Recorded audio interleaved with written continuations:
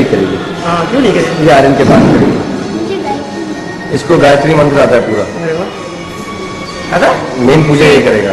Main पूजा ही करेगा ना बोलो Say the mantra. Children should know about value of God, whether it's a Hindu God or a Muslim God. So next to Ganesha and Lakshmi, we have the Quran also there, and we put our hands together and say the Gayatri mantra, which my son says, and I say Bismillah with him. Okay. Thank you, Allah. I don't know, it makes me feel very emotional. Where I'm teaching my children something that I also don't know very well. And I'm not a great follower of religion. I believe in Allah very strongly. But I've never been forced by my parents to read the namaz 5 times a day. Bismillah. Rahman. Rahim. Alhamdulillah. Shirk, sister, in Arabic means associating partners. It means sharik, becoming partners. In Islamic context, shirk means associating partners with Allah subhanahu wa ta'ala, with Almighty God. Shirk, in Islamic terminology, means associating partners with Allah subhanahu wa ta'ala. So if you associate partners with Allah subhanahu wa ta'ala, it is shirk, and it is the biggest sin. And as far as Islam is concerned, other religions, they believe in monotheism, but Islam, besides monotheism, it believes in Tawheed. Tawheed is an Arabic word which comes from the root word Wahda. It means to unite, it means unification. And there are 3 categories of Tawheed. The first is Tawheed al-Rububiyyah, the second is Tawheed al-Asma Sifat, and third is Tawheed al-Ibadah. In the first Tawheed al-Rububiyyah, it means unification and agreeing that there is only one God, and He alone is the sustainer, the cherisher of the whole universe, of all humankind. And everyone is dependent on Him, and He is independent of anyone. This is first Tawheed al-Rububiyyah, coming from the Arabic word Rabb, meaning Lord.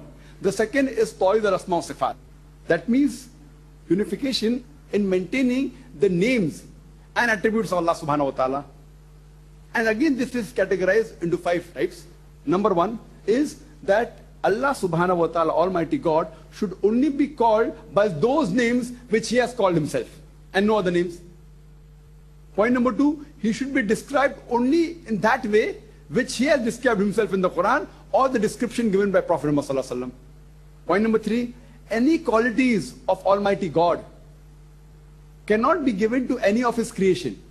For example, Almighty God is eternal. You can't say, I know of a human being who is eternal. Almighty God has got no beginning. You can't say, I know of a man who has got no beginning. Point number 4 is the name that He gives to Allah subhanahu wa ta'ala. It only belongs to Him and no one else. You cannot give that name of Allah subhanahu wa ta'ala to anyone else. For example, Rahman.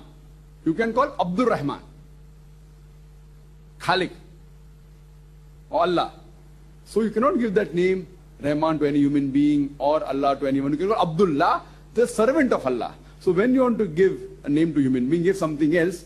If you want to use the name of Allah, you can say servant of Allah, Abdullah, Abdul Rahman, Abdul Karim. And the last is that those things which are unique to the human being, his creation, cannot be given to Allah subhanahu wa ta'ala. For example, human beings can make mistake. You can't say God made a mistake, Allah made a mistake. So you can't attribute the qualities of His creation to Almighty God. So these 5 categories come under Tawheed al-Asma Sifat. If you break any one of these categories, it is going against the concept of Tawheed. And the third is Tawheed al-Ibadah. That means worshipping only Allah subhanahu wa ta'ala and no one else. Only believing in one God is not sufficient. In monotheism, you only believe in one God. But in these 3 categories of Tawheed, besides believing in one God, if you associate partners with Him, even that's called as shirk. And there are various examples in the Quran. For example, it says that when you ask these pagans that who is the creator, they will say Allah. Who is the person who has power in the heavens and the earth? They say Allah. Who is it that gave you life and death? They say Allah. The pagans, not the mushriks. But then Allah says, then why do you associate partners with Him? That means when you say all power is Allah, Allah is the power in the heaven, in the earth, He has power over life and death, power over hearing, everything, then why do you associate partners with Him? So only believing in one God and giving Him good attributes, Tawheed al-Rububiyyah, is not sufficient. giving him good names, Tawhid al-Asma wa Sifat, is not sufficient. All three should follow. If you worship somebody else besides Allah subhanahu wa ta'ala, if you break any one of the three categories of Tawheed, it is called as shirk. Whether the first category you break, second or third. So here Allah says in the Quran and gives example that the mushriks believe in one God. They give him good names, Allah. But they worship somebody else also. So shirk means breaking any one of the three categories of Tawheed is also called as shirk. And it is the biggest sin in Islam. Hope this answers in brief, sister. Wa akhir da'wana alhamdulillah rabbil alamin.